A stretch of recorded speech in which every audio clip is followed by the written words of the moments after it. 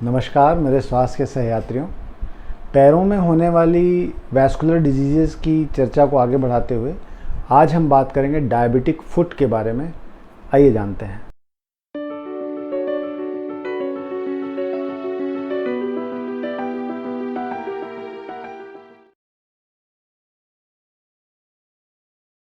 जो भी शुगर के मरीज़ हैं, चाहे वो पिछले 10 सालों से 20 सालों से या और लंबे समय से शुगर के मरीज़ रहे हैं, या वो रिसेंटली शुगर के मरीज़ बने हैं या प्री डायबिटिक स्टेज में हैं, डायबिटिक फुट के बारे में जानकारी होना बहुत आवश्यक है सारे डायबिटिक पेशेंट्स को, और डायबिटीज़ के लिए जो प्रोन हैं, जिनके फैमिली में हिस्ट्री है, उनको।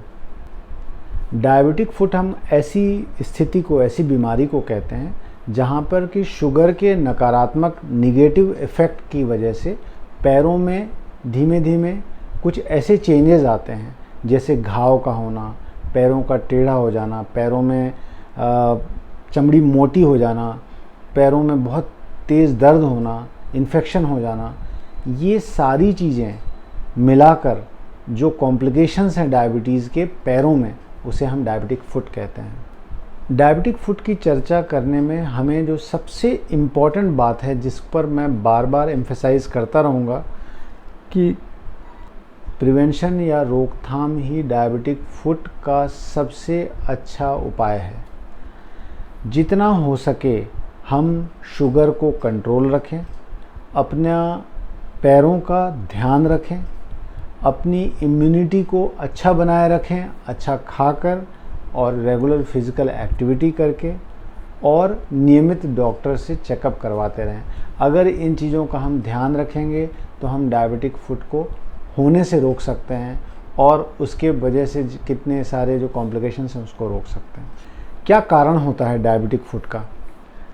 डायबिटीज़ एक ऐसी बीमारी है, मैं पिछले वीडियोज़ में भी बता चुका हूँ, कि शुगर लेवल लगातार बढ़े होने की वजह से हमारे खून की नसों में कोलेस्ट्रॉल का जमाव होने लगता है। अब ये जमाव खून की बड़ी नसों में भी होता है और खून की छोटी बारीक नसों में भी होता है। जो खून की बहुत बारीक नसें हैं, जिन्हें हम माइक्रो कैपिलरीज कहते हैं, जो माइक्रोन साइज़ की होती हैं, उन बारीक नसों में जब शुगर अनकंट्रोल होता है या बार बार शुगर का फ्लक्चुएशन होता है, तो वो बारीक नसें जो हैं वो हमारे शरीर के सारे हिस्सों में, चाहे वो दिमाग हो, चाहे फेफड़े हों, किडनी हो, शरीर के सारे हिस्सों में, लेकिन विशेषकर हमारे पैरों के जो बारीक नसें हैं, जो कैपिलरीज हैं, उनमें वो ब्लॉकेज होने लगता है, वो धीमे धीमे चोक होने लगती हैं, और इसे ही हम माइक्रो एंजियोपैथी कहते हैं। जितना लंबा आपका अनकंट्रोल्ड शुगर का पीरियड रहता है, उतना माइक्रो एंजियोपैथी होने की संभावना बढ़ती है, और ये माइक्रो एंजियोपैथी एक इरिवर्सिबल प्रॉब्लम है। इसको वापस रिवर्स नहीं किया जा सकता, और इसी कारण से हमें पहले दिन से शुगर का बहुत स्ट्रिक्ट कंट्रोल रखने की आवश्यकता है। अब ये जो बारीक नसें हैं, माइक्रो एंजियोपैथी जिसे कहते हैं, ये जब ब्लॉक हो जाती हैं तो इसके क्या कॉम्प्लिकेशन होते हैं? माइक्रो एंजियोपैथी के बहुत सारे परिणाम होते हैं, जिनमें से मुख्य हैं कि आपकी स्किन में जो बारीक नसें होती हैं, जब वो चोक हो जाती हैं तो स्किन में खून की सप्लाई कम हो जाती है, और इस कारण से उनमें कई बार इस्चीमिया होने लगता है। उनमें खून की सप्लाई कम होने की वजह से वो डेड होने लगती हैं, जो पाँव में दरार पड़ने लगती है या पाँव में गैंग्रीनस पैच बनने लगता है, और वो धीमे धीमे इन्फेक्शन का सोर्स हो जाता है। खून प्रॉपर ना पहुंचने की वजह से बैक्टीरिया बहुत जल्दी ग्रो करते हैं, वहाँ इन्फेक्शन, पस पड़ना, घाव बन जाना, और घाव का ठीक ना होना, इस तरह के परिणाम होते हैं। यही माइक्रो एंजियोपैथी जब हमारी नर्व्स जो होती हैं, जो हमारे पैरों में सेंसेशन को लाती ले जाती हैं, हमारे जॉइंट्स की पोजीशन, जॉइंट्स की लोकेशन, दर्द का सेंसेशन, गर्माहट और ठंड का सेंसेशन, ये सब सेंस को लाने ले जाने का काम जिन नर्व्स का होता है, जिन नसों का होता है, उन नसों की ब्लड सप्लाई भी जब कॉम्प्रोमाइज़ होती है तो वो नसें भी ढंग से काम करना बंद कर देती हैं, और हमें गर्म ठंडे का एहसास होना बंद हो जाता है। पैरों में हमें दर्द का पता नहीं चलता। कई बार अगर जूते हमें चुभ रहे होते हैं तो वो जूते चुभने का हमें पता नहीं चलता, और वहाँ पे इंजरी होती रहती है और हमें पता नहीं चलता, और अचानक हम पाते हैं कि वहाँ एक बड़ा सा फफोला है और हमें पता नहीं चला। तो सेंसेशन का लॉस होने लगता है डायबिटिक व्यक्तियों में। इसके अलावा पैरों के जितने भी जॉइंट्स हैं, जितने भी बोन के हड्डियों के जोड़ हैं, उन जोड़ों में भी चूँकि खून की सप्लाई प्रभावित होती है तो वो उन जोड़ों में डिफ़ॉर्मिटी पैदा हो जाती है, वो टेढ़े मेढ़े हो जाते हैं और साथ ही उन हड्डियों में भी इन्फेक्शन होने का, ऑस्टियोमाइलाइटिस जिसे हम कहते हैं, उसका रिस्क बढ़ जाता है। इसी माइक्रोएंजियोपैथी या खून का प्रवाह कम हो जाने की वजह से पैरों में बहुत बेचैनी होना या पैरों में बहुत तेज़ जलन महसूस होना, ये न्यूरोपैथी की वजह से भी होती है और माइक्रोएंजियोपैथी की वजह से भी होती है। ये सारे कारण मिलाकर आपके पैरों में घाव होने लगता है। वो घाव जो जल्दी ठीक नहीं होता है, उसमें इन्फेक्शन या मवाद या पस बहुत जल्दी पकड़ लेता है और वो घाव कई बार बहुत तेज़ी से फैलता है और कई बार बहुत गंभीर और जानलेवा कॉम्प्लिकेशंस होने की संभावना रहती है। आपने देखा होगा कि बहुत सारे डायबिटिक मरीज लगातार पट्टियां करवाते रहते हैं लेकिन उससे वो घाव सूखता नहीं है। कई बार स्किन ग्राफ्टिंग करनी पड़ती है, कई बार अंगूठा या पैर का एक हिस्सा काटना पड़ता है। इन सब के पीछे अगर हम मूल कारण को समझ पाते हैं तो हम इस चीज़ को रोक सकते हैं। हमें पता कैसे चलता है, इसकी डायग्नोसिस कैसे होती है डायबिटिक फुट की? हम जब भी किसी शुगर स्पेशलिस्ट के पास जाते हैं या किसी भी फिजिशियन के पास जाते हैं, वो हमारे पैरों का एग्जामिन करता है। या तो हम पैरों की समस्या लेके जाते हैं या कभी कभी अनकंट्रोल्ड शुगर लेके जाते हैं और डॉक्टर खुद ही कहते हैं कि भाई आप अपने पाँव का चेकअप करवाइए। और जब वो पाँव का एग्जामिनेशन करते हैं तो वो आपका सेंसेशन चेक करते हैं, आपके पाँव में डिफॉर्मिटी चेक करते हैं, आपके पैरों के तलवे में किसी तरह का कोई कॉर्न तो डेवलप नहीं हो रहा है, कोई स्किन कहीं बहुत मोटी तो नहीं हो रही है या बहुत पेनफुल तो नहीं है। इन सब चीज़ों का चेकअप किया जाता है, एक मैपिंग की जाती है, आपके पैरों का सर्कुलेशन चेक किया जाता है, टेम्परेचर चेक किया जाता है और ये सारी चीज़ें चेकअप होने के बाद आपको ये बताया जाता है कि भाई आप डायबिटिक फुट होने के लिए कितने प्रोन हैं या ऑलरेडी आपको डायबिटिक फुट इनिशियल स्टेज का हो चुका है।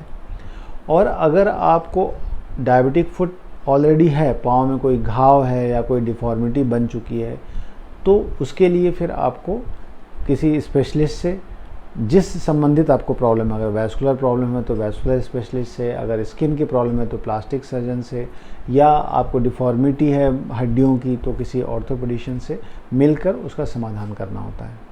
तो डायग्नोसिस के लिए कोई भी फिजिशियन जब आपको एग्जामिन करता है तो यूजुअली वो आपको कुछ जांचें करता है और आपके पैरों में खून की सप्लाई कैसी है उसके लिए वो एक डॉपलर टेस्ट आपको एडवाइस कर सकता है। ये बात भी समझनी ज़रूरी है कि खून की सप्लाई पैरों में एक तो हम पाते हैं कि जब कोई बड़ी नसों में ब्लॉकेज है, जैसा कि मैंने बर्जर्स डिजीज़ के वीडियो में भी बताया था। तो जब बड़ी नसों की सप्लाई कॉम्प्रोमाइज़ होती है, किसी बड़ी नस में कहीं कोई ब्लॉकेज बनता है शुगर की वजह से, उस ब्लॉकेज को दूर किया जा सकता है और पेशेंट को अच्छे परिणाम मिलते हैं।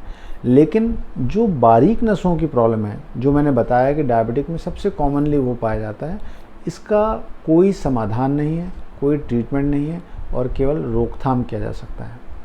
तो अब हम आते हैं अगले टॉपिक पे कि इसका प्रिवेंशन, रोकथाम कैसे किया जा सकता है, जो कि इसका एकमात्र उपचार है। मुख्यतः मैं डायबिटिक फुट के प्रिवेंशन को 4 हिस्सों में बांटता हूँ। सबसे इम्पॉर्टेंट है आपका शुगर कंट्रोल। शुगर को बहुत सीरियसली लें। अगर आप प्री डायबिटिक हैं या डायबिटिक ऑलरेडी डायग्नोज्ड हैं, शुगर नियमित नापते रहें और शुगर का चार्ट बनाकर अपने डायबिटिक फिजिशियन को, जो डायबिटोलॉजिस्ट हैं, उनको रेगुलर मिलते रहें और उनको बताते रहें कि शुगर का कंट्रोल कैसा है। ये सबसे महत्वपूर्ण कदम है आपको फ्यूचर में कभी भी डायबिटिक फुट रिलेटेड कॉम्प्लिकेशन या डायबिटीज़ के अन्य कॉम्प्लिकेशन से भी आपको बचाता है। दूसरा जो इम्पॉर्टेंट पार्ट है वो है फुट की केयर, पाँव की केयर करना।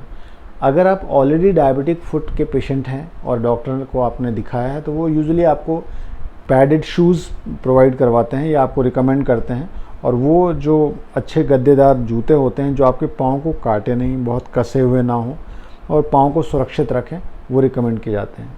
लेकिन अगर आपको डायबिटिक फुट अभी नहीं है और आप इसका रोकथाम चाहते हैं तो पाँवों की प्रॉपर देखभाल में आपके नाखून बहुत बड़े हुए ना हो, नाखून काटते समय नाखून में कट ना लगे, इसका ध्यान रखें, स्किन में कट ना लगे। पाँवों को हमेशा मॉइस्चराइज़ करके रात में सोते समय कुछ तेल या कुछ मॉइस्चराइज़र लगाकर सोएं। पाँवों को नहाते धोते समय अच्छे से साफ़ करें और उन्हें ड्राई ना रहने दें, उन्हें हमेशा मॉइस्चराइज़ करके रखें। हमेशा शूज़ या जूते या चप्पल इस तरह से पहने ताकि पाँव में चोट ना लगे, बहुत धूल मिट्टी ना जमा हो, और पानी से बहुत ज़्यादा एक्सपोज़र ना हो, और अगर एक्सपोज़र है भी तो उसे तुरंत सुखा लें ताकि पाँव में दरार ना पड़े, पाँव में इन्फेक्शन के चांसेस ना बढ़ें। अगर आपको कोई जूते या फुटवियर काटते हैं, बहुत कसे हुए हैं, तो उनको अवॉइड करें। आपको अपने पैरों के पंजों का प्रॉपर व्यायाम करना चाहिए।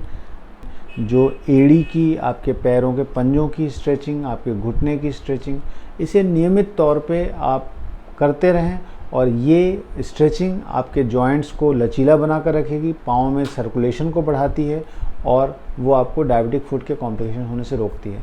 साथ ही साथ वॉकिंग करना, जॉगिंग करना या एरोबिक फिजिकल एक्टिविटी करना भी आपको डायबिटिक फुट होने से रोकती है।